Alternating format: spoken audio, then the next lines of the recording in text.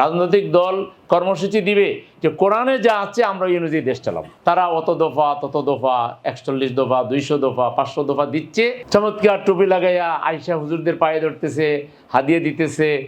আল্লাহকে পরিষ্কার বলেন নাই, আমাই ইয়াবতাগি গায়রাল ইসলামি দীনান ফালান ইউকবালা মিনহু ওয়া হুয়া ফিল আখিরাতি মিনাল খাসিরিন। যে আমি যে দিন দিয়েছি এই দিনের বাইরে অন্য দিন তালাশ করবে, আল্লাহ নেভার অ্যাকসেপ্ট ইট, আল্লাহ কখনোই গ্রহণ করবেন না, এবং আখিরাতে তাকে ক্ষতিগ্রস্ত হইতে হবে।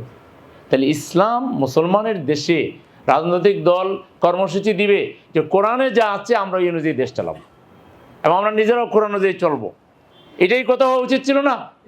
কিন্তু না, তারা অত দফা, তত দফা, 41 দফা, 200 দফা, 500 দফা দিচ্ছে। আর মানুষের ভোটের সময় এসে মাথায় সুন্দর সুন্দর টুপিও লাগাইতেছে, কার্টুন এসে সুন্দর করে লেখে যে মানুষ তো আগের জনই, টুপি কিন্তু নতুন।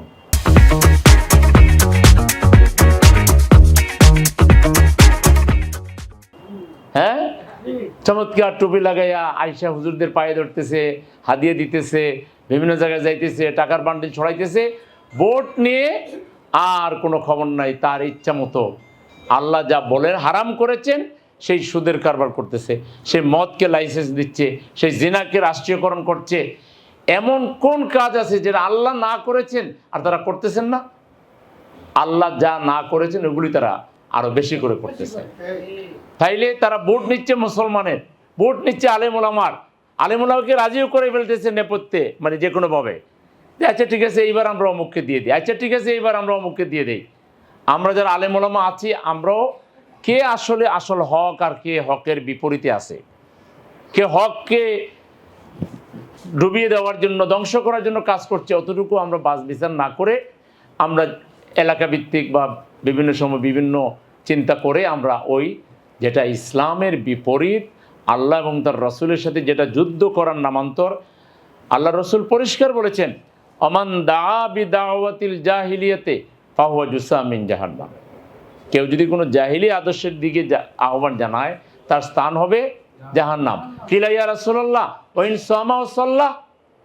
সাহাবী প্রশ্ন করলেন, আল্লাহ রসুল যদি সেই লোক জাহিলিয়াতের দিকে দাওয়াত দিল বুঝলাম, কিন্তু ব্যক্তি জীবনে নামাজ রোজা করে, বললেন কিলা ইয়া রাসূলুল্লাহ সামা সাল্লাহ কালা ওয়াইন সামা ওয়া সাল্লাহ ওয়া জামা আন্নাহু মুসলিম। সে যদি নামাজ পড়ে রোজা রাখে আর দাবিও করে মুসলমান, তারপরও সে জাহান্নামে যাবে। তাহলে আজকে বাংলাদেশের যে রাজনৈতিক দলগুলো আছে এগুলোকে একটা আমাদের অ্যানালাইসিস করার দরকার আছে। রাজনৈতিক দলের আলটিমেট গোলটা কি, আলটিমেট উদ্দেশ্যটা কি? এই রাজনৈতিক দলগুলো যদি ইসলামের বিপরীতে মানুষের তৈরি করা আইনের পক্ষে, ব্যক্তির পক্ষে কথা বলে, তাহলে সেই ধরনের দলগুলোকে সমর্থন দেওয়া, সহযোগিতা করা একজন মুসলমান হিসাবে, একজন ইমানদার হিসাবে, একজন আলেম হিসাবে আমার জন্য জায়েজ না না জায়েজ, এই প্রশ্নগুলি তোলার সুযোগ আছে না? এই প্রশ্ন যদি না তুলে, আপনি আলেম হয়েও যদি আপনার সমর্থনের ভিত্তিতে যদি আরও হাজার হাজার মানুষ যদি কোনো বাতিল মতবাদকে সমর্থন করে ভোট দেয়, কোনো একটা অসৎ লোককে ভোট দেয়, আর তার সকল পাপ সে যা করলো, যারা ভোট দিল আর যারা সমর্থন দিল, পাপের ভাগী হবে না? যেহেতু আপনি সমর্থন দিয়েছেন, অতএব তার সকল কাজেরই তো আপনি অংশীদার, সৎকাজদারি হিসেবে আপনার আমলনামায় যাবে। আজকে সমাজ ভালো হচ্ছে না কেন? আলেম বাড়তেছে, মাদ্রাসা বাড়তেছে, হ্যাঁ, কোরআনের তাফসীরও বাড়তেছে, মুফাসসিরও বাড়তেছে, কিন্তু দিন আরও দিনে দিনে দুর্বল হচ্ছে কেন? কারণ ক্ষমতার জায়গায়, নেতৃত্বের জায়গায় আলেমরা নাই, তাকওয়াওয়ালা মানুষরা নাই, আল্লাহওয়ালা মানুষরা নাই। জামাত ইসলামী এই জায়গাটাকেই ফোকাস করছে যে আজকের এই সমাজের সমস্ত অসৎ নেতৃত্বকে বিদায় দিয়ে, মানব রচিত মতবাদের দজাদারিদের বিদায় দিয়ে আসেন আমরা সবাই মিলে, আমাদের মধ্যে যদি মত পার্থক্য থাকেও আমরা পার্লামেন্টে বসে এটা আলোচনা করে ঠিক করব, আমরা বিভিন্ন খানকায় বসে এটা ঠিক করব, মাদ্রাসায় বসে এটা ঠিক করব। কিন্তু আগে মৌলিক জিনিসটাকে ঠিক করেন, এই দেশ চলবে আল্লাহর আইনের ভিত্তিতে, সৎ লোকের ভিত্তিতে, না এই দেশ চলবে জাহিলিয়াতের মাধ্যমে এবং অসৎ লোকের নেতৃত্বে।